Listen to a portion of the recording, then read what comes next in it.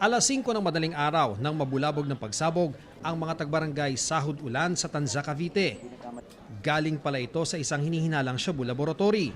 Malakas na pagsabog ho, parang bomba. Paglabas ho dito, nakita lang namin maraming usok. Kasunod ay nakita nilang nagpulasan ang mga umuupa sa bahay na pinagmulan ng pagsabog. Ayon sa kapitan ng barangay, Nobyembre nakipagtransaksyon sa social media ang umupa sa kaanak ng may-ari ng bahay. Sa Facebook na meron silang for rent na ganito nga. Yun ang kwento nila. Wala rin naman napansing kahina-hinala ang mga residente sa bahay, liban sa ilang nag-deliver doon. Madalas po ba?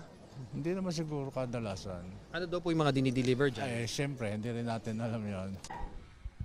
Sa pagresponde ng mga bumbero, nadiskubre sa gilid ng bahay ang isang kwarto na pinaghihinalaang pinaglulutuan ng droga.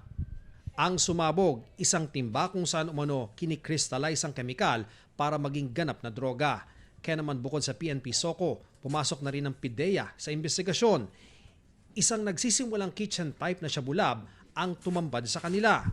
Based doon sa mga chemical na nakita at saka mga gamit na nakita, nasa 10 to 20 per production ang capacity, kilo per production. Pero may nakita pa silang mga nakabox na equipment and paraphernalia. So there may be planning on expanding.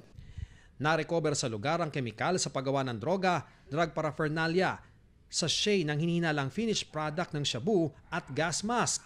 Patuloy ding iniimbestigahan kung sino mga banyaga at Pilipinong umupa sa bahay. Ang initial profile na binigay sa atin, isang Chinese looking, dati nang nahuli for 9165. So mas madaling hanapin. May dalawang Indonesian, may isang Pinay. So tinitingnan natin kung ano yung roles nila. Sa ngayon po ay nagsasagawa po ang ating mga kapulisan, kasama po ang crime laboratory at ang PIDEA po ng inventory po ng mga ebidensya po na seize po sa lugar na ito.